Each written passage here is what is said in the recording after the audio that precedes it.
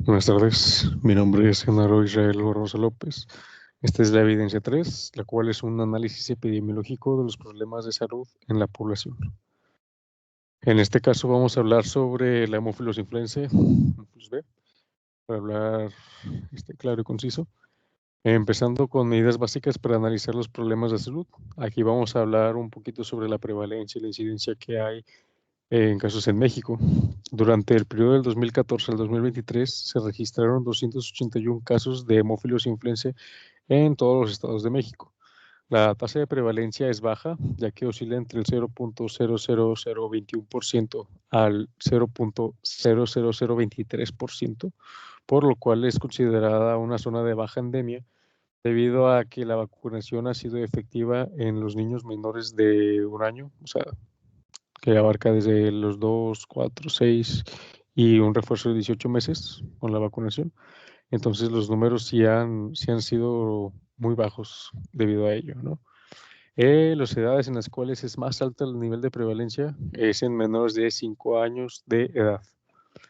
Hablando un poquito sobre la tasa de incidencia, durante el 2023, estos ya son datos más actuales, se registraron solamente 55 casos de hemófilos influenza en México, por lo cual tenemos una tasa de incidencia nacional de 0.04 casos por cada 100,000 habitantes. Es igual un número muy bajo, que vamos a estar hablando de estadísticas súper bajas, debido a que no es una enfermedad tan común, debido a que sí se ha podido mantener un control de ello gracias a la vacunación, como hemos estado repitiendo durante la clase esta, ¿no?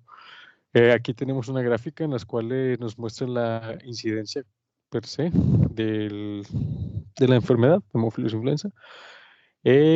Encontrándonos unas tasas de incidencia, aquí puse un ejemplo de cuáles fueron los más altos. El primer lugar se lo lleva la Ciudad de México con una tasa de incidencia del 0.022. Le sigue Aguascalientes de 0.004, luego Nuevo León con Guanajuato de 0.0038 y Baja California Sur de 0.003. En algunos estados de la República Mexicana no se tuvieron datos. Esto ya puede ser debido a que o no se notificaron o simplemente no hubieron casos, que es muy, pues, sabemos que la incidencia y todo eso es muy bajo, pero como quiera está algo curioso que en estados como Yucatán, o sea, no hayan este tipo de reportes. Hablando sobre la tasa de mortalidad y la tasa de letalidad, aquí hay algunas discrepancias y falta de información. En algunos textos, algunas literaturas, se dice que tiene una tasa de mortalidad del 3 al 7% y una tasa de letalidad de hasta el 20%. Pero esto es según la enfermedad que haya dado. ¿A qué me refiero? A que llámese una neumonía, llámese una meningitis, llámese una epiglotitis o una bacteremia por esta enfermedad, pues va a variar mucho ese tipo de tasas de mortalidad. Por eso no me quise poner tan específico con datos que no pueden ser tan significativos. Entonces, nada más con que nos quedemos que la tasa de mortalidad es del 3 al 7% está bien. Ahora hablando un poquito sobre el enfoque de riesgo, tenemos el riesgo absoluto, el riesgo relativo y el riesgo atribuible proporcional. El riesgo absoluto, pues prácticamente es la incidencia, ¿no? De la cual ya hablamos hace un rato.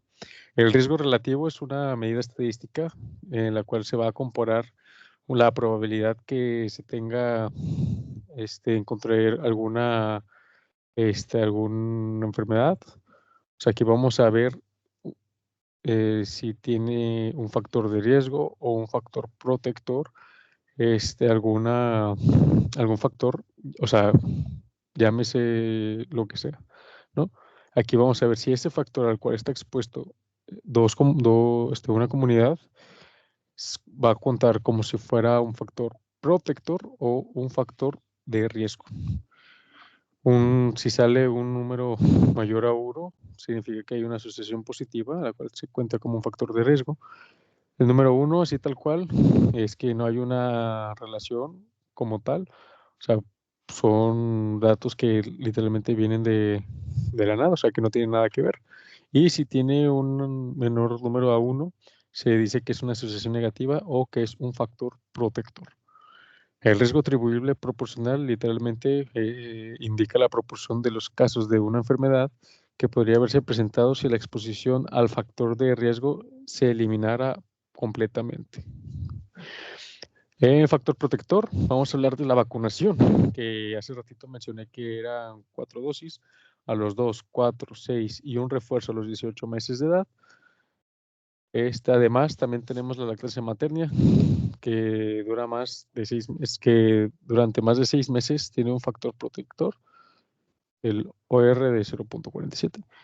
En factores de riesgo tenemos guardería fuera del hogar, sobre todo menores de 2 años o hasta incluso menores de 5 años, los cuales pues son los que están más expuestos a este tipo de agentes, este tipo de enfermedad. El riesgo es significativamente mayor durante el primer mes de asistencia.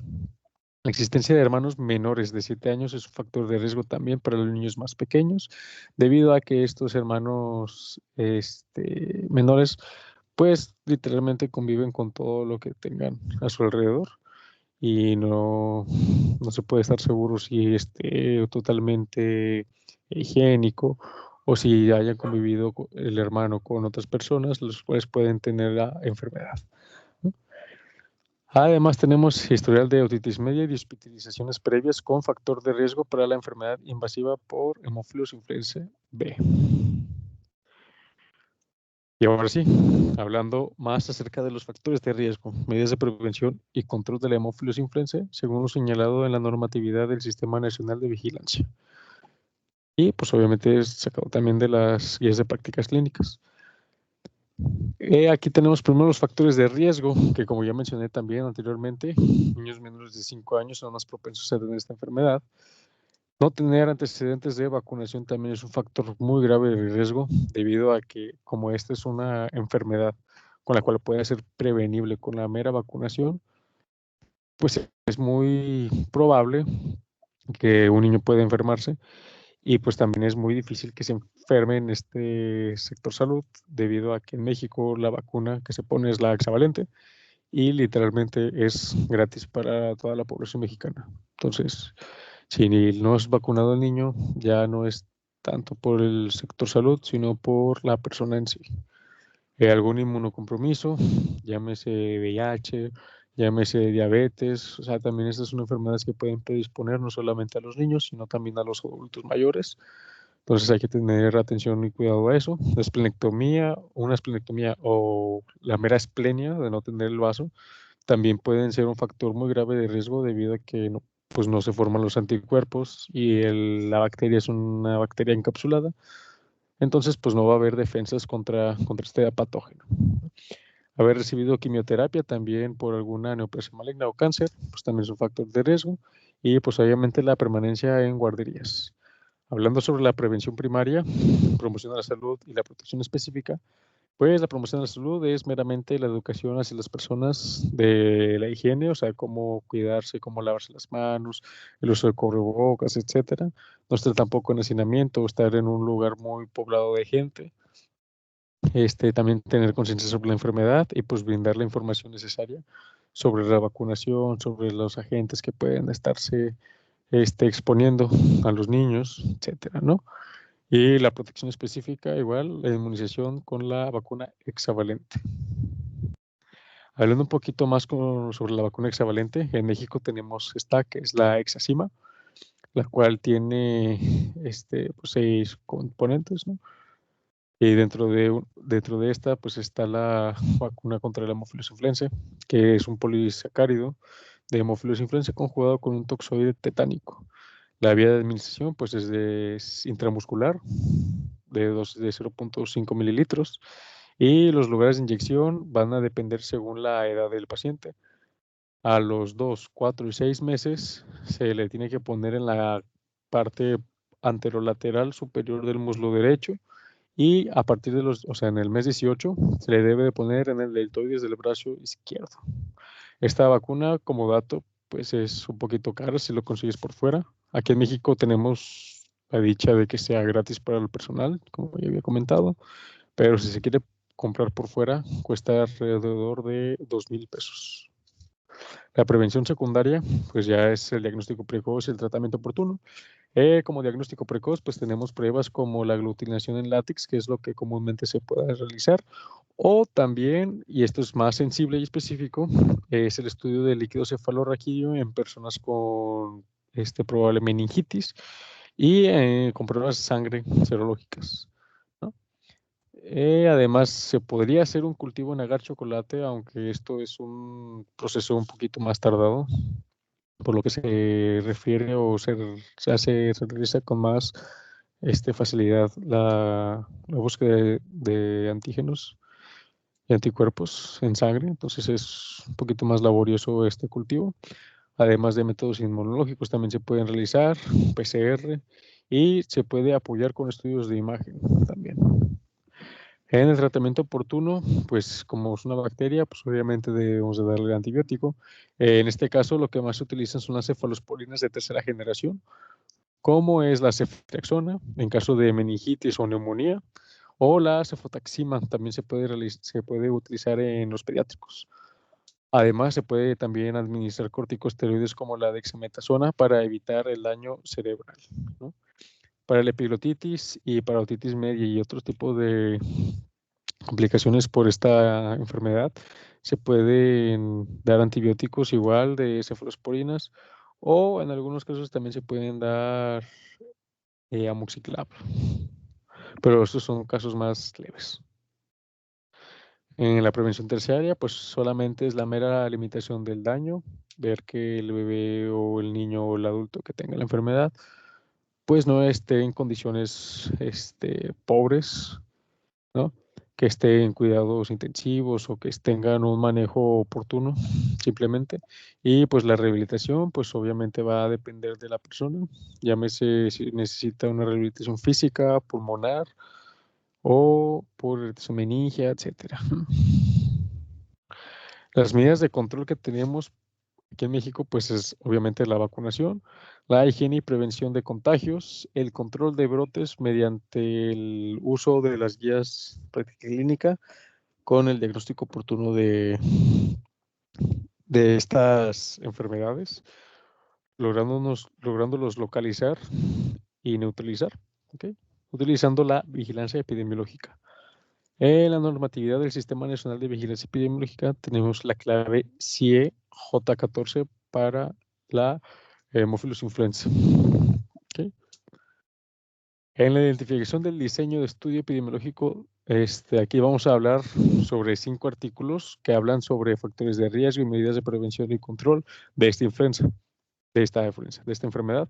Algunos datos pueden ser no tan actuales debido a que, pues, como ya se mencionó anteriormente, como es una enfermedad que sí puede ser prevenible desde, casi creo, si no desde el nacimiento, pero, o sea, desde muy temprana edad, es muy difícil que la gente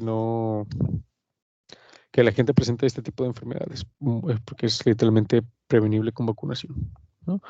Pero aquí se encontraron algunos artículos, como por ejemplo la cual es pues es literalmente la evaluación del impacto indirecto de la vacuna conjugada de la proteína D neumocócica 10 valente contra la Haemophilus influenza en un ensayo aleatorizado por grupos. Literalmente aquí la cobertura de la vacunación varió del 29 al 61%, pero no se detectaron diferencias de la tasa de incidencias entre las cohortes no vacunadas. O sea que la incidencia de neumonía por el grupo de control de edad, pues no varió tanto, no hubieron tantos cambios como se esperaban anteriormente, ¿no? Aquí nos vamos a ir un poquito rápido porque son 5. Ok, aquí tenemos un estudio de cohorte en retrospectiva, en la cual se tomaron 4.453 pacientes con bronquiectasias, los cuales el 1.8% fueron colonizados por Haemophilus influenza. De estos pacientes colonizados, se tuvo un índice de gravedad de bronquiectasis más alto, ¿okay? La mediana de 6 contra 4, ¿okay? Asociándolo con un compromiso radiográfico extenso y una exacerbación leve sin una hospitalización. A mayor incidencia de exacerbación leve, pero, o sea, hubo una mayor incidencia de exacerbación leve, pero no de función pulmonar y de mortalidad. Aquí tenemos otro artículo, pero este ya es prospectivo, o sea, hacia adelante, igual un estudio de corte, en la cual se dice que la Haemophilus influenza estuvo presente en muestras de lavado vaginal. O sea, no solamente está presente en el sistema meningio, o sea, en el sistema nervioso central y pulmonar, sino que también se puede encontrar en otros sitios. Entonces, pues esto es un poquito más diferente, esto es más difícil, pero puede haber una diseminación por vía hematógena, en las cuales pues ya puede literalmente irse a cualquier parte del lugar, pero esto ya es una complicación más, más variable, ¿no? Aquí tenemos otro estudio en el cual se muestra la resistencia a los medicamentos de Haemophilus influenzae debido a que no se utilizan de una forma adecuada, se generan resistencia. Pues esto es muy grave, ya que siempre al principio había comentado que en el tratamiento se puede utilizar amoxiclav en casos leves. ¿Qué pasa? Que en casos como aquí en Francia, se utilizaron estos tipos de medicamentos en neumonías y meningitis, los cuales no son lo correcto.